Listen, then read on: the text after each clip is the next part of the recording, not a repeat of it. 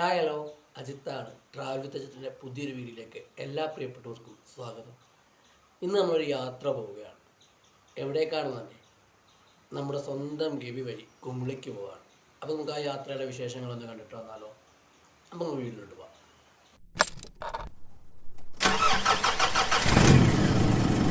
Hello, എൻ്റെ എല്ലാ പ്രിയപ്പെട്ടവരും സുഖമായിട്ട് സേഫായിട്ടിരിക്കുന്നുവെന്ന് വിശ്വസിക്കുന്നു. കേരള ജേർണലിസ്റ്റ് യൂണിയൻ്റെ പത്തനംതിട്ട ജില്ലയുടെ ക്യാമ്പ് നമ്മുടെ കുമിളിയിൽ വെച്ചാണ് കഴിഞ്ഞ ദിവസം നടന്നത്.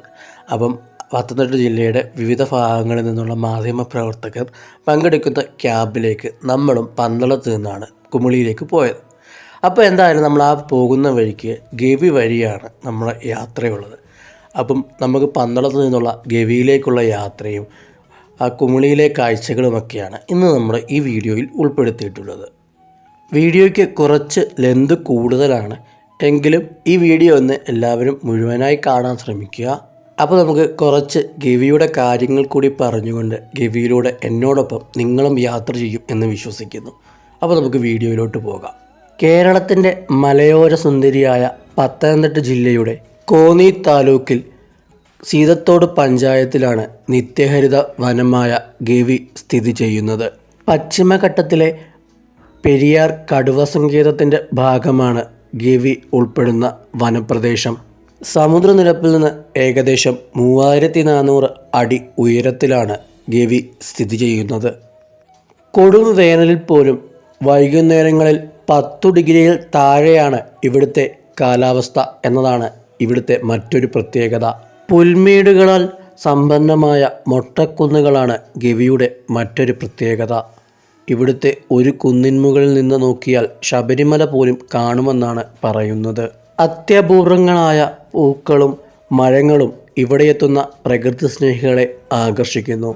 ക്രിസ്ത്യൻ മതവിശ്വാസികളുടെ പ്രധാനപ്പെട്ട പുസ്തകമായ ബൈബിളിൽ പരാമർശിക്കുന്ന നോഹയുടെ പേടകം നിർമ്മിച്ച മരം ഇവിടെ സ്ഥിതി ചെയ്യുന്നു.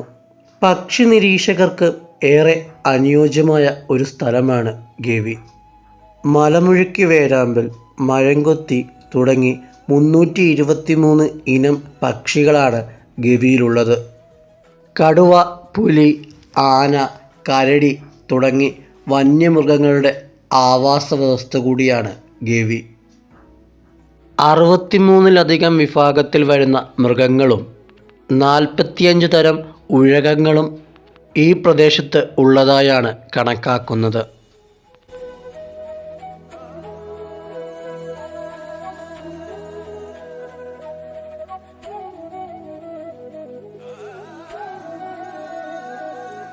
അപ്പോൾ നമ്മളങ്ങനെ പന്തളത്ത് നിന്ന് നേരെ പത്തനംതിട്ട വഴി വള്ളക്കടവ് ചെക്ക് പോസ്റ്റിലെത്തി അവിടുത്തെ പെർമിഷനുമൊക്കെ കിട്ടി നമ്മൾ വനത്തിനുള്ളിലേക്ക് പ്രവേശിച്ചു. ഇനിയാണ് ഗവിയുടെ യഥാർത്ഥ സൗന്ദര്യം ഉള്ളത്. കണ്ണിറയെ കാട് കണ്ടൊരു യാത്ര, അതാണ് ഗവിയുടെ യഥാർത്ഥ യാത്ര. ഗവി യാത്രയിൽ കാടും മൃഗങ്ങളുമല്ലാതെ മറ്റൊന്നും കാണാനില്ല. എന്നാൽ യാത്രയെ സ്നേഹിക്കുന്നവർക്ക് ഈ യാത്ര ഒരു അനുഭവമാണ് തരുന്നത്. ഒരു പത്തനംതിട്ടക്കാരനാണെങ്കിൽ കൂടിയും ഓർഡിനറി എന്ന സിനിമയിലൂടെയാണ് ഗവിയെക്കുറിച്ച് കൂടുതലായി അറിഞ്ഞത്. അതുകൊണ്ട് തന്നെ ആ ഒരു സിനിമയുടെ ദൃശ്യങ്ങൾ വെച്ചുകൊണ്ട് തന്നെയാണ് ഞാൻ ഗവി യാത്ര ആരംഭിക്കുന്നതും.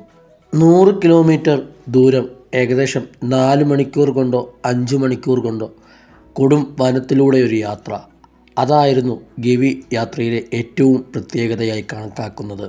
ഈ യാത്രയിൽ ഏതു സമയവും എവിടെ വെച്ചും മൃഗങ്ങളെ കാണാം എന്നത് തന്നെയാണ് ഇതിൻ്റെ പ്രത്യേകത.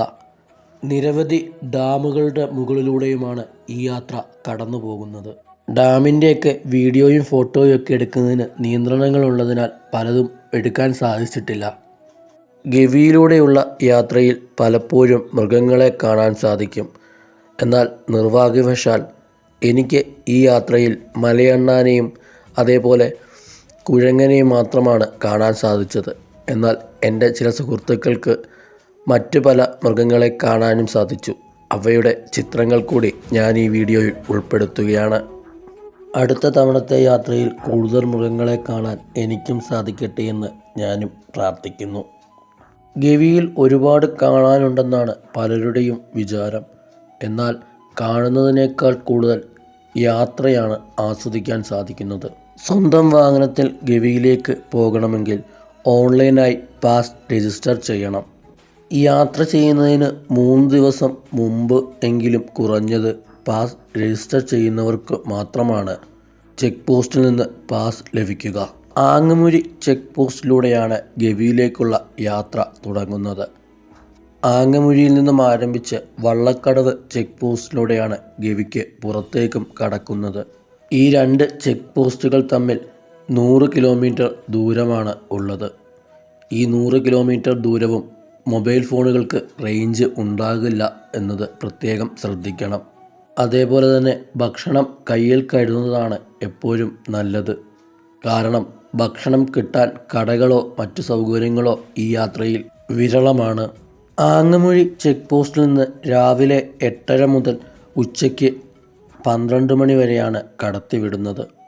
വൈകിട്ട് 5:30 മുമ്പായി വള്ളക്കടവ് ചെക്ക് പോസ്റ്റ് പാസ് ചെയ്യുകയും വേണം. എല്ലാ ദിവസവും രാവിലെയും ഉച്ചയ്ക്കും പത്തനംതിട്ടയിൽ നിന്നും കുമിളിയിൽ നിന്നും ഗവി വരെയുള്ള KSRTC ബസ്സുകളും പുറപ്പെടുന്നതാണ്. അപ്പോൾ അങ്ങനെ ഗവി പിന്നിട്ട് നമ്മുടെ യാത്ര കുമിളിയിലെത്തിയിരിക്കുന്നു. കുമിളിയിൽ നിന്നുള്ള കാഴ്ചകളുമൊക്കെയായി മറ്റൊരു വീഡിയോയുമായി അടുത്ത ദിവസം വീണ്ടും വരാം. ഈ വീഡിയോ എല്ലാവർക്കും ഇഷ്ടപ്പെട്ടുവെന്ന് കരുതുന്നു.